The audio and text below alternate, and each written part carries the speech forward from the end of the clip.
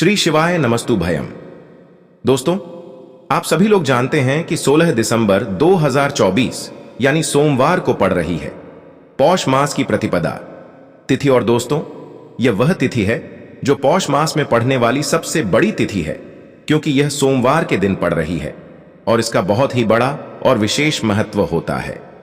पूज्य गुरु जी ने कहा है कि अगर कभी भी मौका लग जाए और पौष महीने की प्रतिपदा सोमवार को पड़ जाए तो आप लोगों को 11 चावल के दाने का उपाय तो अवश्य ही करना चाहिए।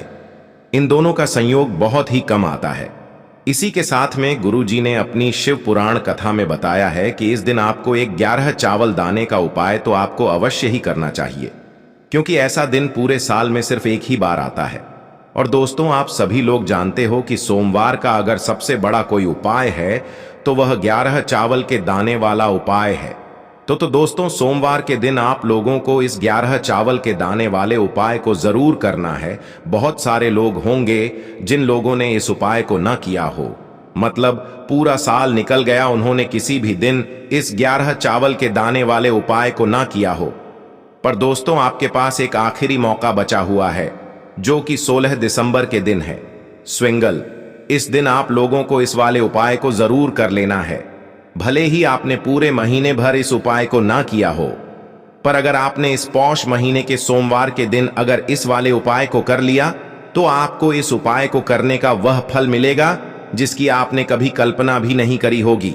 इसीलिए आप लोग इस वाले उपाय को एक बार जरूर कर लेना है, ताकि आप लोगों के हाथ से यह मौका ना जा सके और आपको इस उपाय को करने का फल मिल सके। दोस्तों, यह उपाय पंडित जी ने अपनी अभी की ही श्री शिव महापुराण की कथा में बताया है। जी, इस उपाय को आज हम आपको बहुत अच्छे से समझाने वाले हैं। इस वीडियो को देखने के बाद इस उपाय को समझने के लिए आपको कोई और वीडियो को देखने की जरूरत नहीं पड़ेगी। तो चलिए दोस्तों, उपाय को शुरू करते हैं। देखिए, यह इस पौष महीने के सोमवार के दिन यह इतना खास होता है, इतना महत्वपूर्ण होता है। देखा गया है कभी कभी बड़े बड़े पूजा पाठ अनुष्ठान से जो मनोकामना पूर्ण नहीं होते, वह पौष महीने की सोमवार के दिन एक छोटे से उपाय करने से ही आपकी मनोकामना पूर्ण हो जाती है। और बहुत सारे लोगों ने इस उपाय को किया भी है और उनको इस उपाय को करने का फल भी जरूर मिला है। अगर आप लोग भी इस उपाय को करना चाहते हैं तो आप इस उपाय को पहले अच्छे से समझ लेना, सुन लेना, उसके बाद करना। आपको इस उपाय का फल जरूर मिलेगा। और इस उपाय को कर लेने से आपके घर में चाहे किसी भी प्रकार की दुख और समस्या क्यों ना चल रही हो, आपको उसका कारण भी नहीं पता है कि भाई ये समस्या किस कारण से चल रही है। उसका कुछ भी कारण हो सकता है, जैसे पितृदोष हो सकता है या किसी भी तरह का मंगल दोष भी हो सकता है। तो इस दिन आप लोगों को यह वाला उपाय कर लेना है। यह एक ऐसा उपाय है जिस उपाय को अगर किसी विशेष दिन पर किया जाए तो भाई उस विशेष दिन का जो है वह तो हमें मिलता ही मिलता है।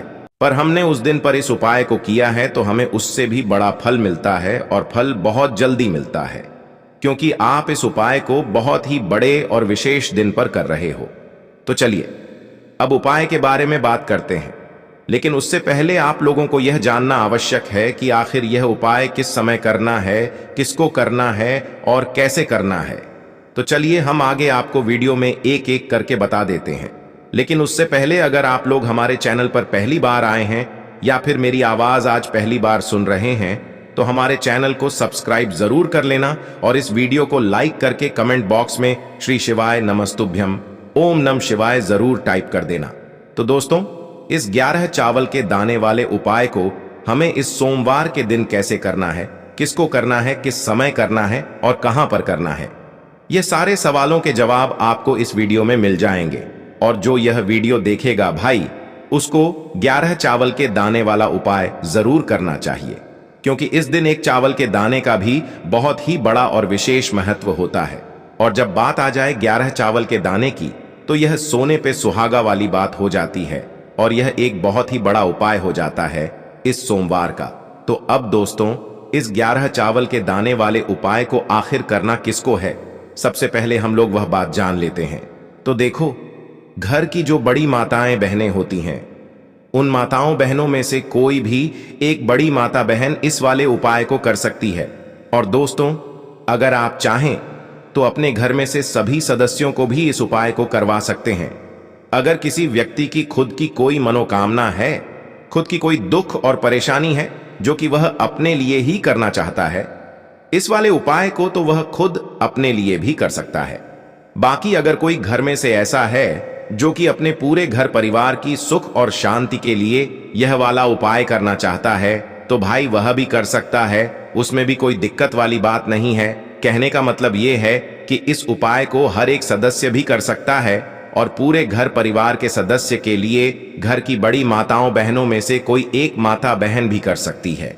माताएं बहनें अगर घर में उपस्थित ना हो या वह यह वाला उपाय ना कर पा रही हो, तो फिर घर का कोई बड़ा सदस्य भी इस 11 चावल के दाने वाले उपाय को कर सकता है, चाहे फिर वह पुरुष ही क्यों ना हो, उसमें कोई भी दिक्कत वाली बात नहीं है। अब दोस्तों, इस 11 चावल के दाने वाले उपाय को हमें करना कहां पर है? हमें इसे शिव जी के मंदिर में जाकर करना है। बहुत सारे लोग प्रश्न करते हैं, हर एक उपाय को करते समय क्या हम इस उपाय को घर पर कर सकते हैं? तो इस वाले उपाय को आप घर पर नहीं कर सकते हो। इस वाले उपाय को करने के लिए आपको शिव जी के मंदिर ही जाना पड़ेगा। उसके बाद में दोस्तों, जो अगला प्रश्न निकल कर आता है वो यह आता है इस उपाय को लेकर कि आखिर इस उपाय को हमें किस समय करना है, सुबह के समय करना है कि शाम के समय करना है? तो देखो, इस वाले उपाय को आप लोग सुबह के समय भी कर सकते हो और शाम के समय प्रदोष काल में भी कर सकते हो। अब अगर आप पूछो कि भाई सबसे उत्तम समय कौन सा रहेगा इस 11 चावल के दाने वाले उपाय को करने का, तो हम आपसे बस यही कहेंगे कि इस उपाय को आप सुबह के समय करेंगे तो ज्यादा बेहतर होगा। बाकी अगर प्रदोष काल शाम के समय भी करेंगे तो भी अच्छा होगा, उसमें कोई भी दिक्कत वाली बात नहीं है। तो अब दोस्तों जो अगली सबसे बड़ी और महत्वपूर्ण बात आती है वह यह आती है कि सुबह अगर हम उपाय को करेंगे तो हमें कितने बजे से लेकर कितने बजे तक के बीच में करना है, और शाम के समय प्रदोष काल में करेंगे तो हमें कितने बजे से लेकर कितने बजे के बीच में करना है। तो देखो, सुबह जितनी जल्दी हो सके आप उपाय को करने की कोशिश करना। बाकी अगर किसी कारणवश लेट भी हो जाओ, थोड़ी देर भी हो जाए, तो 10 या 11 बजे तक भी आप उपाय कर लेना, पर 12 बजे से ज्यादा देरी ना हो, ठीक है? इस बात का ध्यान रखना। उसके बाद में दोस्तों, अगर शाम के समय प्रदोष काल की बात करें, प्रदोष काल का जो समय होता है वो शाम के 6 बजे से शुरू हो जाता है। मतलब शाम के 6 बजे से लेकर 7 बजे के बीच का जो समय होता है, यह समय प्रदोष काल का समय होता है। पर अभी जो मौसम चल रहा है, इस मौसम में जो है शाम बहुत देरी से होती है, तो आप इस उपाय को 7 या 8 बजे के बीच में भी कर सकते हो। मतलब शाम के 6 बजे से रात 8 बजे के बीच में आप कभी भी इस वाले उपाय को कर सकते हो, उसमें कोई भी दिक्कत वाली बात नहीं है। अब दोस्तों, यहां पर इस उपाय को लेकर एक और सबसे बड़ी बात यह निकल कर आती है कि इस 11 चावल के दानों को हमें लेना कहां से होता है, और हमें इस उपाय को करने के साथ में क्या और कुछ भी सामग्री ऐसी होती है जो शिव जी के मंदिर लेकर जानी पड़ती है। तो देखो, यहां पर हम आपको बता दें, सबसे पहले आप लोग यह जान लो कि यह जो 11 चावल के दाने वाला उपाय है, सिर्फ और सिर्फ आप उपाय की सामग्री लेकर कभी भी शिव जी के मंदिर मत जाना, क्योंकि हमें भगवान के सामने यह नहीं दर्शा है कि अगर हम भगवान शिव जी के मंदिर आए हैं तो अपने फायदे के लिए आए हैं। तो इसलिए जो भी पूजन सामग्री है, उपाय सामग्री है 11 चावल के दाने, इसके साथ में आपको पूजन सामग्री भी जरूर लेकर जाना है। देखो, अगर सुबह के समय उपाय कर रहे हो तो सीधी सी बात है, एक लोटा जल तो आप लेकर जाओगे ही जाओगे। वही एक लोटा जल अगर मिट्टी का जल हो तो बहुत अच्छा रहेगा। मिट्टी का जल कैसे बनाया जाता है, इसके लिए हमने पहले से बहुत सारी वीडियोस बना दी है। आपके पास इस दिन एक आखिरी मौका रहेगा मिट्टी का जल शिव जी पर चढ़ाने का और उपाय को करने का। बहुत बड़ा आपको इस दिन फल मिलेगा। तो इसलिए इस दिन हो सके तो भाई मिट्टी का जल चढ़ाना तो अपने साथ में कम से कम एक लोटा जल तो आपको लेकर जाना ही जाना है। अगर मिट्टी का जल नहीं है तो घर का जल भी आप इस्तेमाल कर सकते हो। इसके अलावा जो भी पूजन सामग्री है, देखो 11 चावल के दाने यह अलग आपके रहेंगे, और जो आपकी पूजन सामग्री रहेगी वह अलग रहेगी। पूजन सामग्री में आप जो भी चीज लेकर जाना चाहे वह लेकर जा सकते हैं, उसमें कोई भी दिक्कत वाली बात नहीं है। वहीं अगर हम बात करें शाम के समय की, तो शाम के समय शिव जी पर जल नहीं चढ़ता है, इसीलिए शाम के समय आप लोग एक दीपक तैयार कर लें जो कि गोल बत्ती का, आटे का, शुद्ध देसी गाय का घी का होगा, है ना। इस बात का आप लोगों को ध्यान रखना है और इस दीपक को आपको घर से जलाकर नहीं लेकर जाना है, भगवान शिव जी के मंदिर में जाकर ही जलाना है। इस बात का भी आप लोगों को ध्यान रखना है। अब दोस्तों यहां पर हमें इस बात को समझना है कि यह 11 चावल के दाने हमें लेना कहां से है। क्या हमें दुकान से लेकर आना है या हमें अपने घर से लेना है या कहां से लेकर आना है और कौन से चावल लेना है, क्योंकि चावल भी बहुत प्रकार के होते हैं।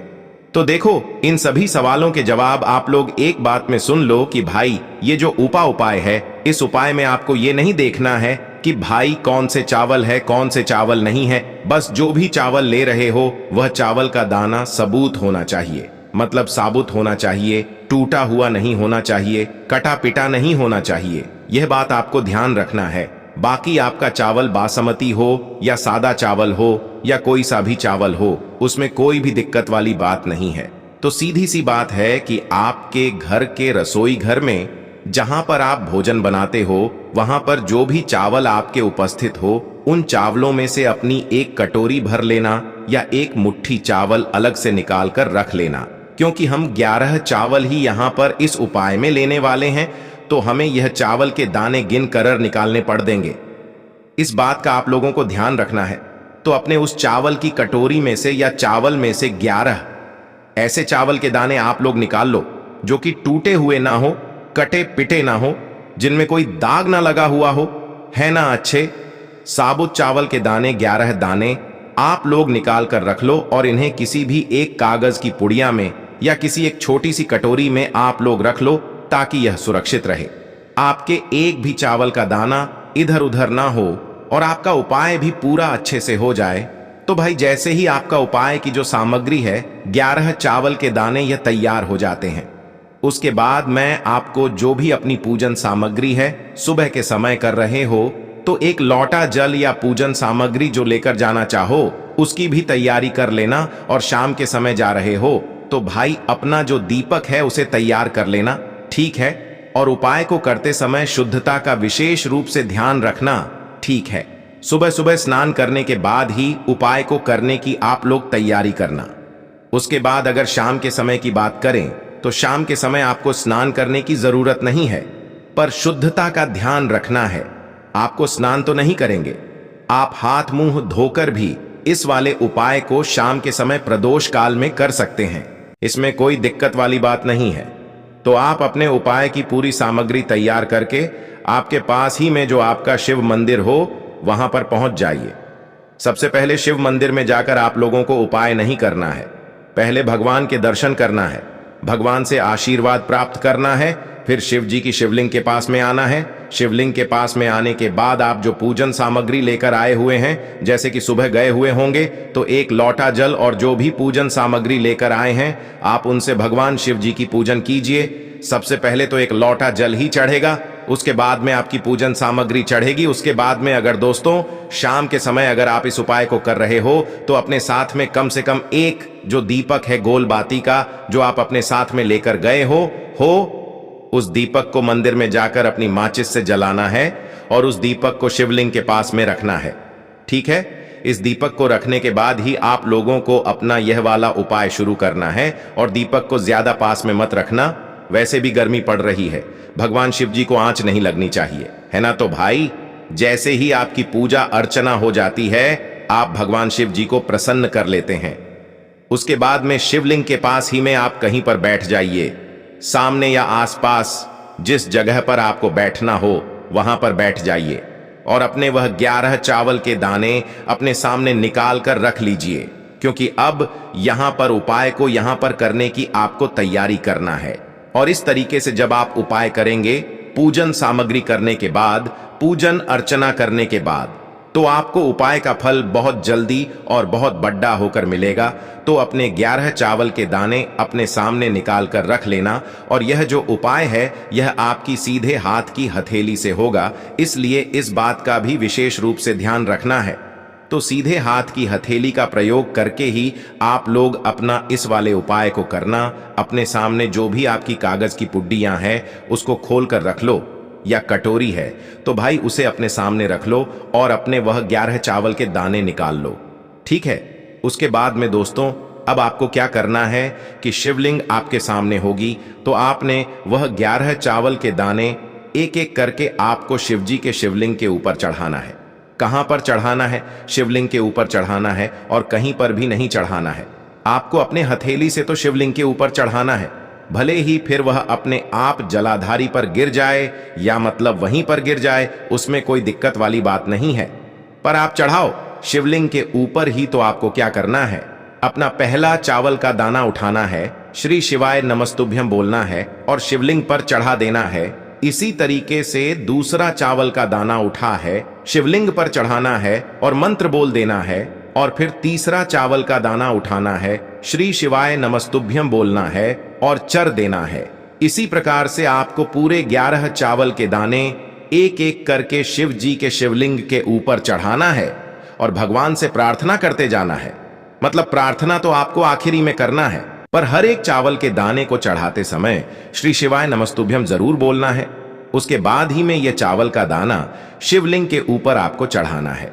जैसे ही आपके 11 चावल के दाने शिवलिंग के ऊपर छया रेच जाते हैं, तो भाई उसके बाद में आपको क्या करना है, भगवान से अपनी मनोकामना बोलना है।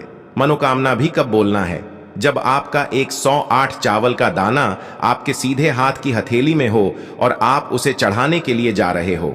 श्री शिवाय नमस्तुभयम बोलकर उस आखिरी चावल के दाने को शिवलिंग के ऊपर चढ़ा देना और भगवान से फिर अपनी वह मनोकामना बोल देना, जिस मनोकामना के लिए आप लोग अपना यह वाला उपाय कर रहे हो। जिस भी दुख और परेशानी के लिए आप लोग अपना यह वाला उपाय कर रहे हो, उसके बाद में जैसे ही आप अपनी मनोकामना बोल देते हो, आपका यह वाला उपाय पूरा हो जाता है। पर दोस्तों, उपाय को करने के बाद आप लोगों को 2 मिनट भगवान शिव जी के मंत्र का जाप जरूर करना है और मंत्र का जाप करने के बाद भगवान से एक और बार प्रार्थना करना है अपनी मनोकामना के लिए या अपनी जो भी दुख और परेशानी है उसके लिए। इसके बाद में आप लोग भगवान को देखकर भगवान से प्रार्थना करके उनसे आशीर्वाद लेकर वहां से उठ सकते हैं और अपने घर पर जा सकते हैं। बस दोस्तों, यहां पर यह वाला उपाय पूरा हो जाता है। इस तरीके से जो भी व्यक्ति छोटी छोटी चीजों का ध्यान रखते हुए इस 11 चावल के दाने वाले उपाय को करेगा, निश्चित सी बात है उसे उसकी मनोकामना जल्द ही पूर्ण होगी और जो भी दुख और परेशानी है वह भी बहुत ही जल्दी दूर होंगे। और दोस्तों, अगर आपको हमारी यह वीडियो पसंद आई हो तो हमारे इस वीडियो को लाइक और चैनल को सब्सक्राइब जरूर करें।